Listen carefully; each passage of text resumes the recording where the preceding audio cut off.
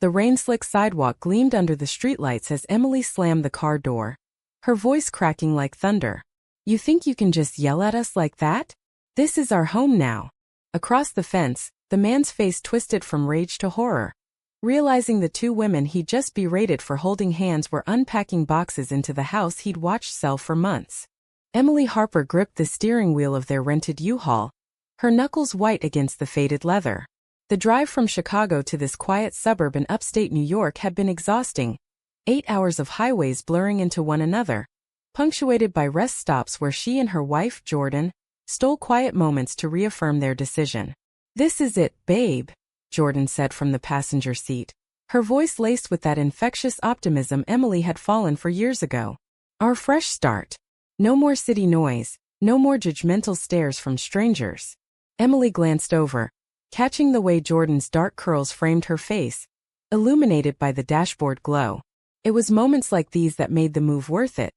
Escaping the grind of urban life for a place where they could build something real, something theirs. They pulled into the driveway of 47 Maple Lane just as dusk settled over the neighborhood. The house was a classic American dream. 2 stories with white siding, a wraparound porch, and a backyard big enough for the garden Jordan dreamed of planting. Emily's heart swelled with pride. They'd scrimped and saved for 2 years to make this happen. As they stepped out, stretching their limbs, Jordan reached for Emily's hand, intertwining their fingers in that familiar, grounding way. "Let's christen the place with a kiss," Jordan whispered, leaning in. Their lips met softly, a promise sealed in the cool evening air. That's when the shouting started. From the adjacent yard, a burly man in his 50s stormed toward the fence, his face flushed red under a baseball cap emblazoned with a faded American eagle. "What the hell do you think you're doing?" he bellowed, his voice carrying like a gunshot through the quiet street. Emily pulled back, startled, as Jordan's hand tightened in hers. "This is a family neighborhood. We don't need your kind flaunting that perversion here." The words hit like acid, burning through the joy of their arrival. Emily's stomach churned. She'd heard slurs before, but not like this. Not in what was supposed to be their safe haven. Jordan, ever the peacemaker, stepped forward with a calm smile. "Sir, we're just moving in. I'm Jordan Reyes Harper, and this is my wife, Emily. We bought the house." But the man, later they'd learn his name was Frank Dawson, wasn't listening. He jabbed a finger through the chain-link fence, spittle flying from his lips. "Wife? That's not a real marriage. You two are an abomination. Get back in your truck and leave before you corrupt the kids around here." Neighbors' porch lights flickered on, curious faces peering from windows. Emily felt exposed, raw, like their love was suddenly on trial in this picturesque cul-de-sac. That night, as they unpacked boxes in the dimly lit living room, Emily paced the floorboards that creaked under her feet. How could he say that?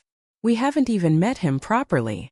Jordan wrapped her arms around Emily from behind, resting her chin on her shoulder. People like him are scared of what they don't understand. We'll win him over, or at least ignore him. But Emily wasn't so sure. The encounter had unearthed old wounds from her conservative upbringing in rural Ohio, where she'd hidden her feelings for years before coming out in college. Jordan, raised in a supportive Latino family in Chicago, had always been her anchor, but even she looked shaken. The next morning brought a fragile peace. Sunlight streamed through the kitchen windows as they sipped coffee from mismatched mugs.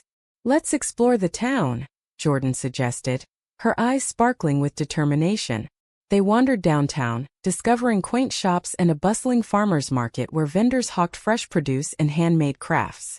At a local diner they shared a booth, laughing over greasy eggs and bacon, drawing smiles from the waitress who complimented their rings.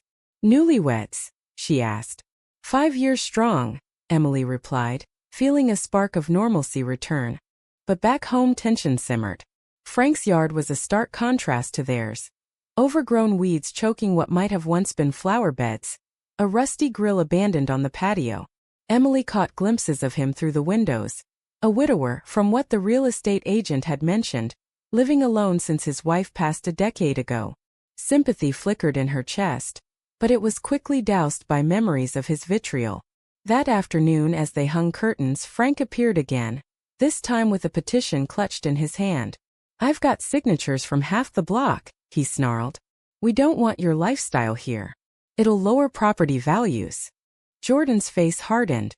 Our lifestyle? You mean loving each other? Paying taxes? Being good neighbors? Emily stepped in, her voice steady despite the tremor in her hands. Mr. Dawson, we're not here to cause trouble. Maybe we could talk. But he cut her off, storming away with a muttered curse. The rejection stung, but it also ignited something in Emily. A resolve to prove him wrong. That evening they hosted a small housewarming for friends driving up from the city, filling the house with laughter and music. From next door, Emily swore she heard Frank's TV blaring louder, as if to drown them out.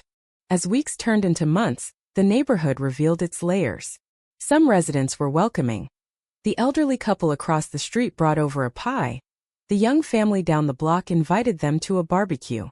But whispers followed them, subtle glances at the grocery store, awkward silences at community meetings. Frank became the ringleader of dissent, spreading rumors about those women at the local bar. Emily overheard it one day while picking up mail. They're turning our street into Sodom and Gomorrah. It hurt, but Jordan reminded her, we're not here for their approval. We're here for us. Yet, cracks began to show in their armor. Emily's job as a graphic designer allowed her to work from home, but the isolation amplified the negativity. She'd stare at Frank's house, wondering what fueled his hate. Jordan, commuting to her teaching position at a nearby high school, came home with stories of supportive students, but also of parents who pulled their kids from her class after learning about her marriage. It's just ignorance, she'd say, but her eyes betrayed the exhaustion. One crisp autumn day, everything shifted. Emily was raking leaves when she heard a crash from Frank's yard. Peering over, she saw him crumpled on the ground, clutching his chest. Without thinking, she vaulted the fence, dialing 911 as she knelt beside him. Hang on, Mr. Dawson. Help is coming. Jordan rushed out, grabbing a blanket to cover him. In the ambulance ride to the hospital, Frank's eyes fluttered open, meeting Emily's. Why? Why are you here? He rasped. Because we're neighbors, she replied simply. At the hospital, doctors diagnosed a mild heart attack. Frank had no family nearby. His only son lived across the country, estranged after years of arguments. Emily and Jordan took turns visiting, bringing soup and books. At first, Frank was gruff, muttering about not needing charity from the likes of you. But as days passed, walls crumbled. He shared stories of his late wife, Mary, how they'd met in high school, built a life here. She was the light of my world, he said, voice cracking. Emily saw the loneliness etched in his features, a mirror to her own past fears. Jordan, with her teacher's empathy, drew him out further. What scares you about us? She asked one evening. Frank hesitated, then admitted, I was raised to believe it's wrong. Church family, it's all I knew.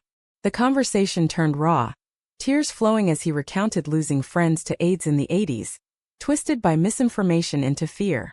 I thought people like you were the problem, he confessed. Emily shared her own journey. The rejection from her parents, the joy of finding Jordan. Love isn't a choice, Mr. Dawson. It's who we are. Slowly, a fragile bond formed. Frank attended physical therapy, and Emily helped with his yard work. He met their friends, listened to their stories. One night, over dinner at their house, he raised a glass. To new beginnings, he toasted, his voice thick with emotion. But not everyone was ready for change. Whispers turned to outright backlash when Frank defended them at a neighborhood meeting. They're good people, he insisted. Better than I deserved. The turning point came during the holidays. Snow blanketed the street as Emily and Jordan decorated their porch with lights. Frank joined them, stringing garlands with shaky hands. Mary loved Christmas, he said softly. That evening his son called. News of a reconciliation sparked by Frank's tales of his lesbian saviors. Laughter filled the air, but beneath it, Emily sensed Jordan's growing distance. The stress had taken a toll. Arguments flared over small things, old insecurities resurfacing. Winter deepened, and so did the fractures. Jordan threw herself into work, staying late to grade papers, avoiding the home that now felt tainted by external pressures. Emily noticed the change. The way Jordan's touches lingered less, her smiles forced. What's wrong? Emily asked one night as they lay in bed, the room illuminated by the soft glow of a bedside lamp. Jordan sighed, turning away. I thought moving here would make things easier, but it's just different battles. And Frank, it's great he's changing, but why do we always have to be the ones proving our worth? Emily reached for her hand, but Jordan pulled back. I know, but look how far we've come. The words felt hollow. Deep down, Emily harbored her own doubts. Had they romanticized suburbia? The American ideal of picket fences and community barbecues seemed mocking now, laced with undercurrents of exclusion. Yet in Frank they saw glimmers of hope. He invited them to his church's holiday potluck, standing by their side as stares turned to hesitant greetings. These are my friends, he introduced, pride in his voice. But drama escalated when a local newspaper ran a story. Suburban shift, homophobic neighbors' redemption through lesbian couples' kindness. It went viral on social media, painting them as heroes. Emily's inbox flooded with messages, supportive ones mixed with hate mail. Jordan, more private by nature, resented the spotlight.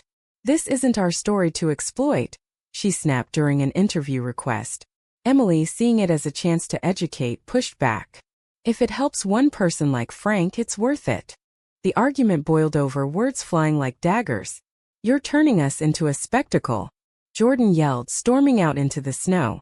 Emily sat alone, tears freezing on her cheeks. She wandered to Frank's porch, where he sat with a mug of cocoa. Marriage ain't easy, he said, patting the seat beside him. Mary and I fought like cats and dogs, but we always came back. His wisdom, hard-earned, soothed her. When Jordan returned, apologies tumbled out. They held each other, vowing to communicate better. But the seed of doubt had been planted. Spring brought renewal and betrayal. As flowers bloomed, Frank's health improved, and he became a fixture in their lives. He helped Jordan with her school garden project, sharing tips from his days as a landscaper. Emily watched them laugh, a pang of jealousy stirring. Was it the attention Jordan gave him or something deeper? One evening, returning early from a client meeting, Emily overheard a heated conversation through the open window. You deserve better than this town, Frank was saying. Emily's tied you down here.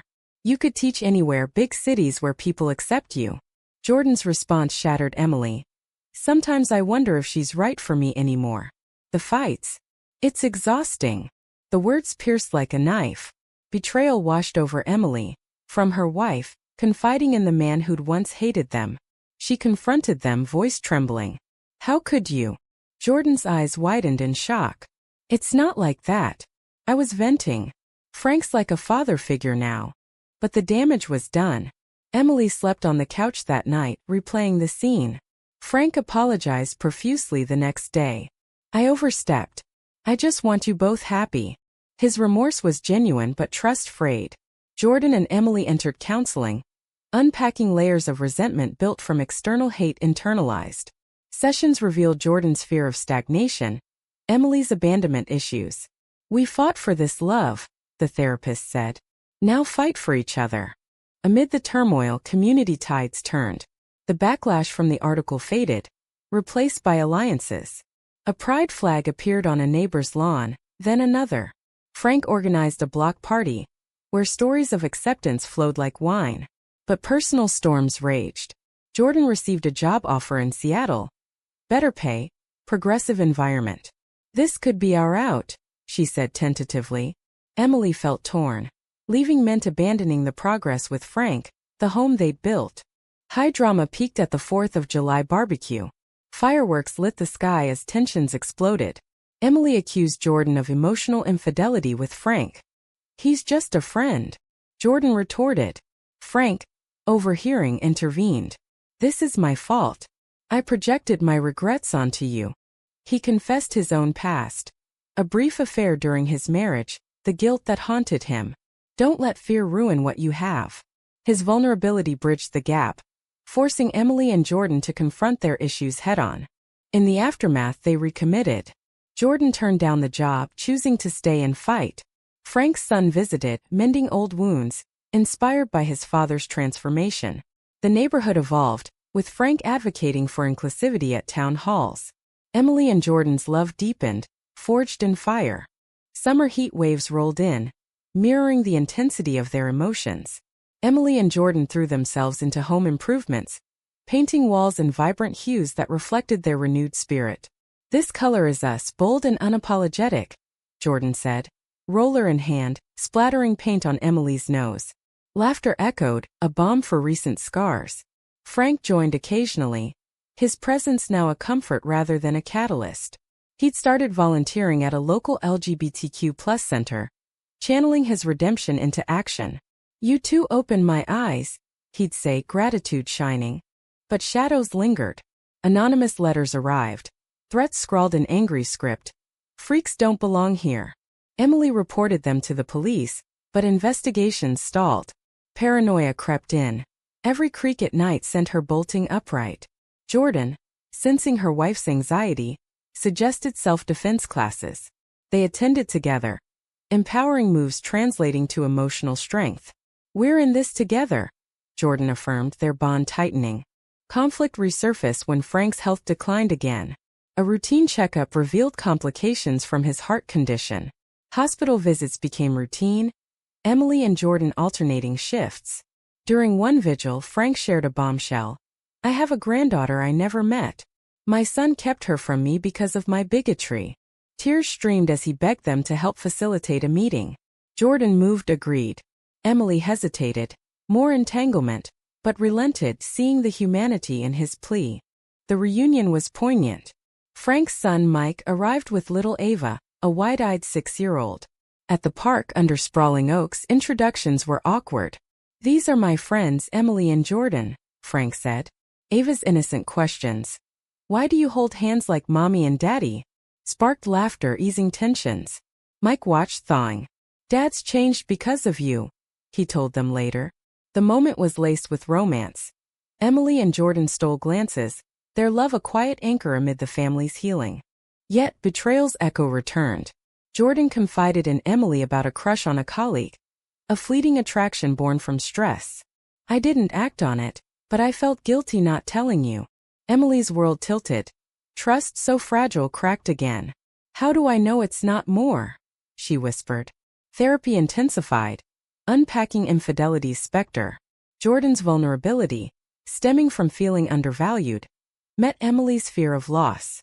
They navigated the storm, emerging closer, vows renewed in private ceremonies under starlit skies. High drama unfolded at a community pride event.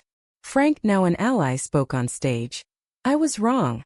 Love is love." Applause thundered, but a heckler, an old friend of Frank's, shouted slurs. Chaos ensued. Emily shielded Jordan as punches flew.